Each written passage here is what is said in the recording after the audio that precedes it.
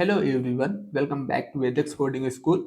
यार, हमने last video में कुछ ऐसा नया एनिमेशन इफेक्ट हमने बनाना सीख लिया था। और ये बनाते बनाते यार हमने क्या सीखा था कि जीसैप ईजिंग कैसे वर्क होती है, जीसैप स्टैगर क्या होती है, नॉर्मल जीसैप स्टैगर कैसे यूज करते हैं हम लोग, और जीसैप स्टैगर ऑब्जेक्ट कैसे बनाते हैं। ठीक है, तो अगर यार तुमने वो वाला वीडियो नहीं देखा है, लास्ट वीडियो है, दिख रहा होगा स्क्रीन पे। अगर नहीं देखा है तो जाके देख लो, प्लीज जाके देख लो। ठीक है, वो देखना बहुत ही ज्यादा इंपॉर्टेंट है। उसको हेल्प से हमें ऐसा कुछ इफेक्ट बनाना तुम सीख जाओगे यार, जो कि तुम्हें हमेशा यूज आएगा, मतलब हमेशा तुम यूज करोगे ये इफेक्ट। ठीक है, और आज के वीडियो में हम क्या सीखेंगे, आज के वीडियो में यार हम कुछ पूरा ऐसा लैंडिंग पेज बनाना सीखेंगे। ठीक है, ऐसा, हाँ, ये कोई वेबसाइट नहीं है, ये मैंने खुद बनाया है ताकि मैं तुम्हें बनवाऊं। और ये चीज मैं तुम्हें पहले शायद नहीं बताई होगी, पर मैं बता देता हूँ कि हम अच्छी अच्छी चीजें सीखेंगे और सीखने के साथ साथ बनाएंगे। पहले बनाएंगे, पहले देखेंगे कि हम क्या बनाना है, ठीक है,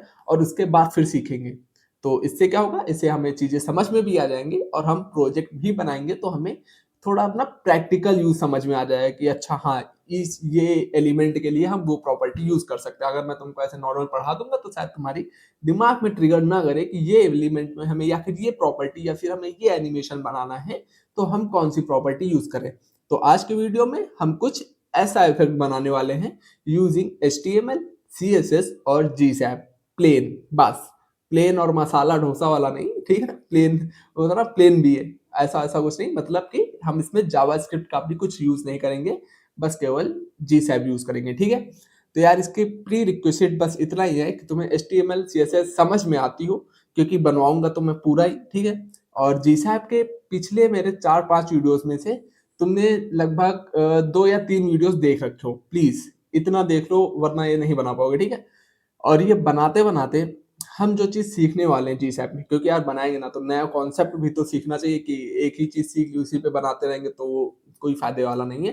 तो हम इसको बनाते बनाते जो हम इफेक्ट सीखने वाले हैं या फिर जो प्रॉपर्टीज हम GSAP की सीखने वाले हैं, वो है GSAP रिपीट और GSAP योयो। हाँ, रिपीट प्रॉपर्टी क्या होती है, जैसे यहाँ पे तुम 3D एलिमेंट्स देख पा रहे हो, ये दो, ये विजिबल हो रहे हैं और फिर गायब हो रहे हैं, फिर ये विजिबल हो रहे हैं और फिर ये गायब हो रहे हैं।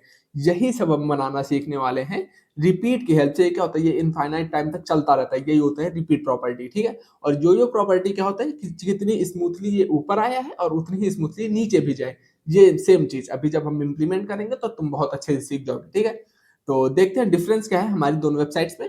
ये है हमारी जिसपे हमें काम करना है। ठीक है, तो अभी हमारा नैवबार ऐसा है, प्लेन है वाइट पूरा, प्लेन BA है पूरा।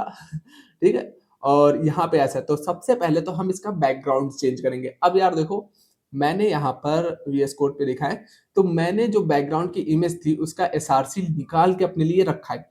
तुम्हें ये SRC नीचे डिस्क्रिप्शन में भी मिल जाएगा, और अगर तुम चाहते हो कोई दूसरा बैकग्राउंड इमेज यूज करना तो तुम वो भी यूज कर सकते हो, क्योंकि ये नॉर्मल सी बात है, कोई मेरी वेबसाइट को क्लोन तो नहीं करने बैठेगा ना, किसी भी वेबसाइट को। तो तुम कोई अपनी खुद की वेबसाइट बना रहे होगे, ठीक है, तो उसके लिए तुम अपनी नीड के अकॉर्डिंग तुम उसमें बैकग्राउंड इमेज ले लेना, एलिमेंट्स ले लेना, जो भी तुम्हें लेना है, या फिर नैपबार तुम्हें जैसा बनाना है तो अपनी जो तुम्हारी नीड है उस हिसाब से ले सकते हो। ठीक है, और चलते हैं अब। और सबसे पहले हम क्या करेंगे, हम इसकी बॉडी का जो बैकग्राउंड है वो चेंज करेंगे। तो हम आएंगे स्टाइल में और यहाँ पे हम लिखेंगे बैकग्राउंड, बैकग्राउंड इमेज। यहाँ पे लिखेंगे URL। हाँ, और ये है URL, और बैकग्राउंड URL क्या है, ये है bg.png। ठीक है, तो हम यहाँ पे लिखेंगे bg, ओहो एक मिनट यार, bg.png। और अब हम यहाँ पे देखेंगे तो हमें कुछ ऐसा दिख रहा है। तो अब हमें इसे फिक्स करना पड़ेगा। सबसे पहले क्या करते हैं, नैव बार के बैकग्राउंड कलर को हम कर देते हैं ट्रांसपेरेंट। ठीक है, इसको कर देते हैं ट्रांसपेरेंट, तो ये कुछ ऐसा हो जाएगा। ठीक है, अब हम इसको सेट करते हैं। यहाँ पे लिखेंगे बैकग्राउंड पोजीशन, और ये हो जाएगी सेंटर। ठीक है, उसके बाद हम करेंगे बैकग्राउंड रिपीट, तो रिपीट नहीं करवानी है हमें बैकग्राउंड इमेज को। और उसके बाद हम लिखेंगे बैकग्राउंड साइज, तो ये कर देंगे कवर। ठीक है, तो अब ये हमारा कुछ ऐसा इफेक्ट हो जाएगा। 4 प्रॉपर्टीज हैं। पहले तो बैकग्राउंड इमेज करेंगे, उस पर URL देंगे, और जो हमारी बैकग्राउंड इमेज का URL होगा, अगर सेव होगा तो .png .jpg जो भी होगा, या फिर URL हमें पेस्ट कर देना। उसके बाद क्या करेंगे, उसकी पोजीशन बताएंगे, पहले उसको सेंटर करेंगे। ठीक है, उसके बाद क्या करेंगे, रिपीट ना हो, एक ही इमेज पूरी को कवर करे, इसलिए रिपीट कर देंगे नो रिपीट। ठीक है, उसके बाद बैकग्राउंड साइज कर देंगे कवर, कि वो जितनी भी बॉडी हो उसको कवर कर ले, ठीक है। तो हमें कुछ ऐसा इफेक्ट देखने को मिल रहा है। अब देखो ये चला ऐसा, तो यहाँ पे देखेंगे तो ये भी है कुछ ऐसा, ठीक है। अब हमें क्या करना है, अब हमें बनानी है ये दो चीजें, मतलब अब देखो यार, तुम्हें मैं बताता हूँ कैसे अप्रोच करते हैं, ठीक है। तो यहाँ पे हम इसको ऐसे लेंगे, तो अब यहाँ पे तुम देखो, तो यहाँ पे लेते हैं पेन वाइट, ठीक है। तो यहाँ पे अब ये है हमारा मेन पेज, ठीक है। ये थोड़ा सा गंदा हो रहा होगा यार, पर तुम प्लीज एडजस्ट कर लो, ठीक है। ये है हमारा मेन पेज, इसमें दो चीजें हैं, एक तो है ये, ठीक है, एक है ये, और दूसरा है ये, दूसरा है ये। अब हमें इसमें करना क्या है, हम बनाएंगे पहला एक मेन टैग, ठीक है। मेन टैग के अंदर बनाएंगे दो डिफ, एक ये वाला डिफ और एक इस इमेज के लिए डिफ। तो पहले इतना काम कर लेते हैं, ठीक है। यहाँ पे चलेंगे और यहाँ पे HTML में नैव बार को करते हैं बंद, और इसके बाद आते हैं, इसको नीचे करते हैं। बाय द वे ये जितनी भी सेटअप है ये मैंने तुमको वीडियो में बताया है इसके पहले वाले में, तो तुम उसको जाके देख सकते हो। या फिर अगर तुम्हें जिसे आप हल्का फुल्का सा भी आता है तो तुम ये सेटअप नॉर्मल है तुम कर लोगे, ठीक है। पर नहीं आता तो प्लीज वो वीडियो जाके देख लो, ठीक है। एटलीस्ट स्टार्टिंग के 5 मिनट तो देख ही लो ताकि तुम अपना सेटअप बना लो, ठीक है। उसके बाद अब हम यहाँ पे लिखेंगे मेन टैग, और मेन टैग के अंदर हमें डिव बनाने हैं कितने, दो, ठीक है। दो डिव बन गए। तो इस डिव के अंदर हम क्लास दे देते हैं इंफॉर्मेशन, क्यों, क्योंकि हम ये इंफॉर्मेशन लिखने वाले हैं। और इसकी हम क्लास दे देते हैं इमेज कंटेनर, ठीक है। अब इसके अंदर देखो क्या क्या है, इसके अंदर एक ये है, एक ये है, एक ये है, और एक ये है, और एक ये है, ठीक है। बस इतना है ना। हम इसको लिखेंगे H4 के अंदर लिखते हैं, ठीक है। थोड़ा छोटा चाहिए ना हमें, तो H4 के अंदर क्या लिखना है, वेलकम टू क्रिएटिव, ठीक है। यहाँ पे लिख देते हैं welcome to Vedex coding school, ठीक है। और उसके बाद हम यहाँ लिखेंगे H2 में लिखते हैं वी आर क्रिएटिव एजेंसी। तो इसको कॉपी करते हैं और यहाँ पे जाएंगे और लिख देंगे वी आर क्रिएटिव एजेंसी, ठीक है। और उसके बाद हम देखेंगे यहाँ पे एक हल्का सा लाइन आ रही ना, हल्की सी लाइन, ये हम क्रिएट कर सकते हैं HR टैग से। HR टैग क्या होता है, लाइन ब्रेकर होता है, एक लाइन आ जाएगी, अभी तुम्हें दिखाते हैं। यहाँ पे देखो ये एक लाइन आ गई, ठीक है। उसके बाद क्या करेंगे, उसके बाद एक पैराग्राफ है जिसमें लिखा है ये, तो हम यहाँ पे जाएंगे HR के बाद लिखेंगे P टैग और यहाँ पे लिखेंगे लॉरेम 20 लिख देंगे, तो ये टेक्स्ट आ जाएगा, 20 वर्ड्स आ जाएंगे, ठीक है। और उसके बाद क्या है, उसके बाद हमारे पास एक बटन है, ठीक है। तो यहाँ पे आएंगे, यहाँ पे लिखेंगे बटन, और इसमें क्या लिखा है, गेट इन टच, तो इसमें लिख देंगे गेट इन टच, ठीक है। इतना हो गया। उसके बाद अब हमें क्या करना है, अब हमें ये लगानी है इमेज। तो यहाँ पे आएंगे इमेज कंटेनर वाले में, और ये रही यार हमारी इमेज, हम इसको कॉपी करेंगे। ये तुम्हें डिस्क्रिप्शन में भी मिल रही होगी, और तुम अपने हिसाब से कोई भी इमेज निकाल सकते हो, इमेज टैग के अंदर उसको जाके लिख देना, ठीक है। तो अब हमें मिल जाएगा कुछ ऐसा मिल रहा है, ठीक है। अब हमें क्या करना है, देखो ये हमारा मेन था, ठीक है। मेन के अंदर दो डिव्स हमने बना लिए। ये दोनों डिव कैसे आ रहे हैं, ऐसे आ रहे हैं, ब्लॉक में आ रहे हैं ना। इसका डिस्प्ले ब्लॉक है, हमें क्या चाहिए, हमें साइड में चाहिए। तो अब हम चलेंगे अपने मेन कंटेनर के अंदर, स्टाइल के अंदर, इसको नीचे स्क्रॉल करेंगे, यहाँ आएंगे और यहाँ लिखेंगे मेन, ठीक है। तो इसकी विथ दे देते हैं हम 100%, ठीक है। और इसकी हाइट यार देख, मैं तुम्हें हाइट निकालना बताता हूँ, ठीक है। यहाँ लिखेंगे हाइट। अब देखो मुझे चाहिए ये जितना भी बचेगा, मतलब कि ये नैव बार छोड़ के जितनी भी जगह बचेगी वो पूरी मेन टैग में ले ले, ठीक है। तो यहाँ पे हम लिखेंगे कैलकुलेटर, और यहाँ लिखेंगे 100%, ठीक है। उसके बाद लिखेंगे माइनस, और यहाँ पे मेरे ख्याल से मैंने दिया था 70 पिक्सल, तो अब ये आ जाएगा कुछ ऐसा, अभी भी बड़ा आ रहा है, ठीक है। अभी देखते हैं। उसके बाद यहाँ आएंगे और यहाँ लिखेंगे डिस्प्ले फ्लेक्स, और अब ये आ जाएगा साइड बाय साइड, ठीक है, ऐसा कुछ। तो हम इसको 70 की जगह अगर हम 100 कर दें तो कैसा आएगा, ठीक है। तो ये कुछ ऐसा आ रहा है, ठीक है। अभी देखते हैं, ठीक है।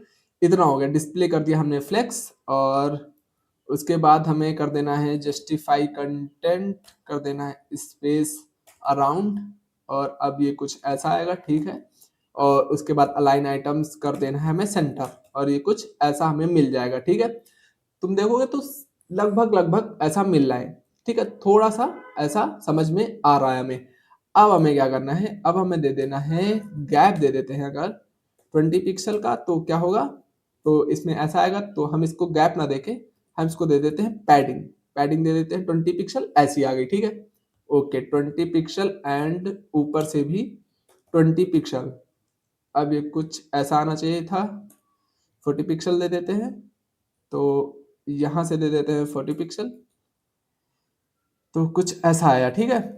और ये भी था कुछ ऐसा और ये था कुछ ऐसा, तो यहाँ पे 100 नहीं करते हैं, यहाँ पे हम करते हैं 70 और अब आ जाएगा कुछ ऐसा, ठीक है। नॉर्मल है, डिसेंट, ठीक है। अब हमें क्या चाहिए, अब हमें क्या डिजाइन करना है, अब हमें इसको स्टाइल करना है ना, ये वाली चीज। अब हमें इसे ही को तो स्टाइल करना है, तो चलो इस पे चलते हैं और यहाँ पे लिखते हैं डॉट इन्फो, इन्फो था ना, इसमें लिख देते हैं हम, इसका पहले बैकग्राउंड कलर देते हैं ताकि हमें पता चले कि कितनी स्पेस ये ले रहा है, तो ये अभी इतनी स्पेस ले रहा है, ठीक है। तो यहाँ पे हम लिख देते हैं हाइट 100% कर देंगे, तो ये पूरी हाइट ले लेगा, ठीक है। उसके बाद हम कर देते हैं डिस्प्ले फ्लेक्स और इसको अब हम कमेंट कर देते हैं ताकि हम अच्छे से देख पाए, ठीक है। ओके कुछ ये आ गया। उसके बाद हम करेंगे फ्लेक्स डायरेक्शन कॉलम, तो ये कुछ ऐसा आ गया, ठीक है। उसके बाद हम कर देंगे अलाइन आइटम्स सेंटर, तो ये सेंटर में आ जाना चाहिए। आई थिंक जस्टिफाई कंटेंट्स होगा, जस्टिफाई कंटेंट सेंटर, हाँ जस्टिफाई कंटेंट सेंटर आ गया। उसके बाद गैप हम कर देते हैं 30 पिक्सल का, इन सब के बीच में गैप हो जाएगा 30 पिक्सल का। मुझे लगता है कि नॉर्मल दिख रहा है, ठीक है। आई थिंक ये नॉर्मल दिख रहा है, हाँ नॉर्मल दिख रहा है। अच्छा हाँ ये देखो यहाँ पे है क्रिएटिव जो है इसका कलर चेंज है, तो इसके लिए हमें क्या करना पड़ेगा, इंडेक्स में जाना पड़ेगा और वी आर क्रिएटिव है ना, इसको कंट्रोल एक्स करते हैं और यहाँ पे लिखते हैं स्पैन टैग और कर देते हैं ऐसा, ठीक है। ओके अब हमें क्या करना है, अभी हमें इसे थोड़ा सा और स्टाइल करना है, ठीक है, डिजाइनिंग देनी है हमें और, तो यहाँ आएंगे और इसको हटाते हैं, ये हमें कुछ ऐसा दिख रहा है। अब हमें इसको देना है, थोड़ा सा बड़ा करना है, ठीक है। तो यहाँ पे आएंगे, लिखेंगे डॉट इन्फो के अंदर जो h1 है उसका फॉन्ट साइज 60 पिक्सल कर दो और लाइन हाइट 70 कर दो, ठीक है। तो डॉट इन्फो के अंदर h1 है नहीं है, इसको h1 में कन्वर्ट करते हैं और ये आ जाएगा कुछ ऐसा, ठीक है। ओके और अब हम क्या करेंगे, अब हम बस इतना करेंगे कि जो डॉट इन्फो के अंदर h1 के अंदर जो स्पैन है उसका जो हमें कलर करना है, वो हम कलर कैसे सेट करेंगे, तो यार यहाँ पे जाएंगे और यूज करेंगे इसमें कलर जिला का और ऐसे करेंगे और यहाँ पे आएंगे जब,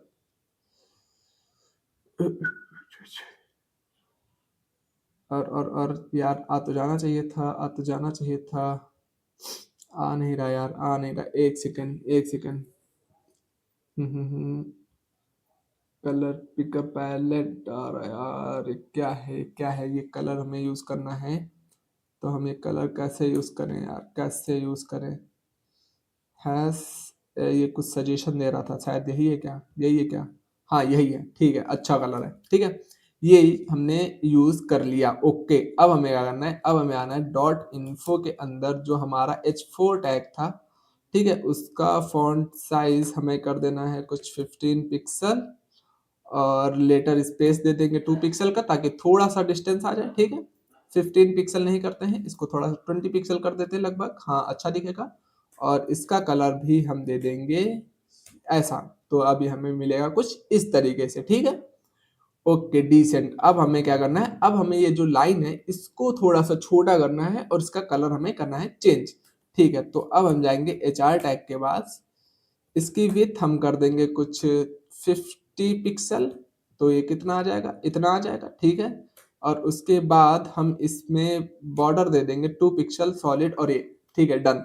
उसके बाद अब हमें क्या करना है, अब हमें इस पैराग्राफ को तो लगभग हमें कुछ नहीं करना है, पैराग्राफ है, ठीक है, तो इस पैराग्राफ को भी हम थोड़ा सा करेंगे डिजाइन डॉट इन्फो के अंदर पैरा, बाय द वे अगर तुम देख पा रहोगे तो ये ऑटो सजेशन आता है और ऑटो सजेशन आता है गिटहब कोपायलट से, तो अगर तुम्हारे VS कोड में ये नहीं इंस्टॉल है तो कर लेना, ठीक है, मजा आ जाएगा, तुम्हें कुछ लिखना नहीं पड़ेगा। देख लो बेसिकली फॉन्ट साइज 18 पिक्सल कर दिया है, लाइन हाइट 30 पिक्सल दे दिए, विथ 80% दे दिए और ये आगे है ऐसा, ठीक है। अभी देखना है बटन भी खुद से ही बना देगा, डॉट इन्फो के अंदर जो बटन है ये देखो, और ये हमारी बटन बन गई, ठीक है। अब हमें क्या करना है, हमें इसका बैकग्राउंड थोड़ा सा हटा के ट्रांसपेरेंट कर देंगे, विथ हम इसकी 250 कर देंगे ताकि थोड़ा ऐसा हो जाए। और बॉर्डर इसमें नन है तो हम बॉर्डर इसका 1 पिक्सल सॉलिड वाइट कर देंगे, तो ये कुछ ऐसा दिखेगा, ठीक है। और 250 बहुत हो गया, इसे 200 कर देंगे तो ये कुछ ऐसा दिखेगा। मुझे लगता है डिसेंट है, ठीक है, इतना ठीक है। तो हमने बना लिया है कुछ इतना इतना इतना। Welcome to creative, welcome to Vedex coding school, ऐसा ऐसा ऐसा, और ये सब पूरा बन के तैयार हो गया है, ठीक है। अभी इसमें क्या बचा है, ये एलिमेंट्स को ऐड करना। तो इनके लिए हम क्या करेंगे, यहाँ पे आएंगे और ये हमारा काम कंप्लीट हो गया, ठीक है। सबसे ऊपर यहाँ पे, ठीक है ना, और यहाँ पे बनाएंगे डॉट अवतार लिख देते हैं, फिर थ्री डी एलिमेंट्स लिख देते हैं ना, 3D एलिमेंट्स, ओके, ऐसा बनाएंगे। और फिर हम यहाँ पे आएंगे और मैंने 2 इमेजेस को यूज किया है जिसका लिंक तुम्हें डिस्क्रिप्शन में मिल जाएगा, ठीक है। यहाँ आएंगे और इसको कर देंगे पेस्ट। तो अब यहाँ पे कुछ ऐसा सा हो चुका है बहुत ही अच्छी तरीके से।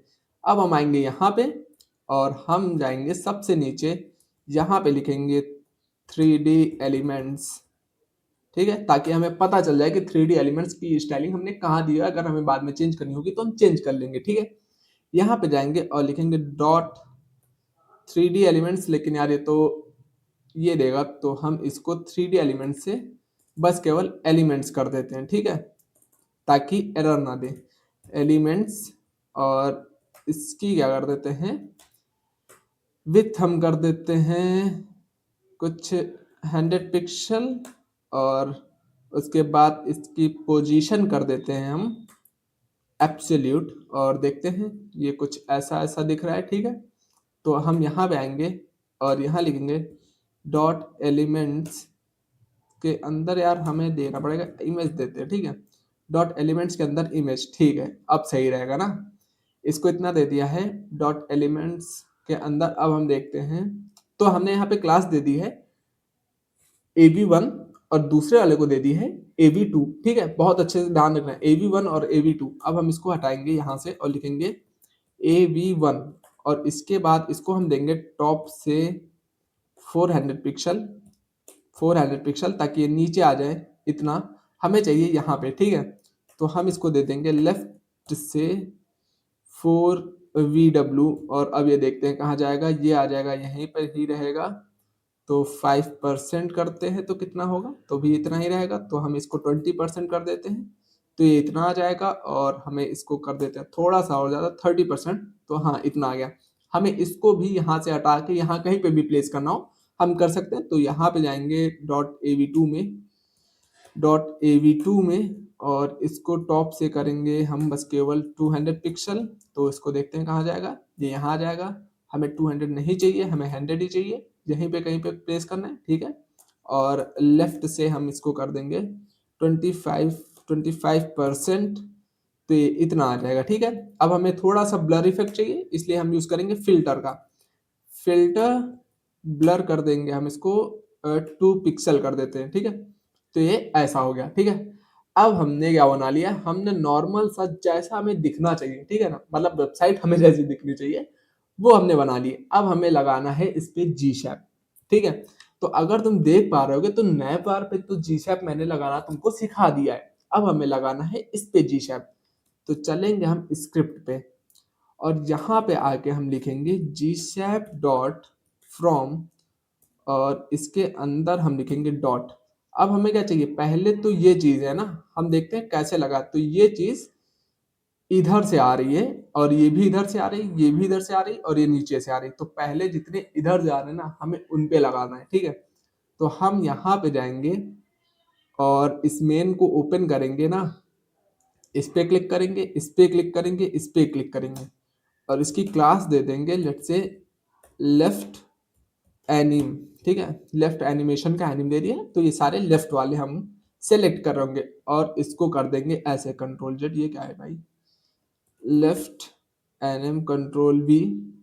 ये क्या हो रहा है भाई, ये क्या हो रहा है, ये अच्छा सब सारे सिलेक्ट कर लिया, सही है सही है, ठीक है। और उसके बाद हम यहाँ लगाएंगे कॉमा करली ब्रेसेस, और उसके बाद हमें चाहिए इधर से आता हुआ, तो हम लिखेंगे x में से -100 से चाहिए, ड्यूरेशन हमें चाहिए 1 सेकंड की, डिले हमें दे दो 1 सेकंड का, ओपेसिटी हमें दे दो 0, ठीक है। और ये हमें कुछ मिलेगा ऐसा। अच्छा ये तो वही वाला है ना, ये हमें कैसा मिलेगा? अरे यार ये चल नहीं रहा है, ये चल नहीं रहा है, ये चल नहीं रहा है, क्योंकि हमने यहाँ पे दो दो लेफ्ट लिख दिया, ठीक है। Left N M, I think अब चलना चाहिए। तो ये आया कुछ ऐसा, ऐसा, ठीक है, ऐसा। अब देखते हैं, अभी देखते हैं, थोड़ा सा 1 मिनट और हम इसकी ईजिंग दे देते हैं। ईज दे देते हैं पावर टू डॉट आउट, ऐसा, ठीक है। और उसके बाद हम इसकी स्टैगर प्रॉपर्टी सेट कर देते हैं 0.3, ठीक है। अब ये आएगा एक एक करके, पहले दोबारा फिर लास्ट में। ये चीज मैंने तुमको बताई थी लास्ट वीडियो में, ठीक है। ये चीज मैंने तुमको बताई थी लास्ट वीडियो में। अभी हम चाहे तो इसको यार अलग से भी स्टाइल कर सकते हैं, मतलब अगर तुम इसमें देखोगे तो ये जो यहाँ पे था ना, ये देखो ये यहाँ से इंक्रीज हो रहा है, और हमारे में क्या हो रहा है, हमारे में इधर से आ रहा है। तो तुम क्या करना, तुम अलग से क्लास देना उसकी, और तुम उसको अलग से स्टाइल कर लेना। अब हमें क्या करना है, हमें स्टाइल करना है ये दो एलिमेंट्स। ये दो एलिमेंट्स क्या हैं, ये दो एलिमेंट्स नीचे से आ रहे हैं, ठीक है। तो हम यहाँ पे जाएंगे और इस पे लिखेंगे और इस पे लिखेंगे, और इसकी क्लास दे देंगे बॉटम, बॉटम एनी, ठीक है। और एक ही को सिलेक्ट करते हैं, बार बार दोबारा दो दो को नहीं सिलेक्ट करते हैं, ठीक है। यहाँ से सिलेक्ट करेंगे कॉपी, और यहाँ पे जाएंगे, यहाँ लिखेंगे जी शैप डॉट फ्रॉम, और सॉरी, अरे यार ये क्या हो रहा है, और यहाँ पे इसको पेस्ट करेंगे, ये करेंगे, ये करेंगे।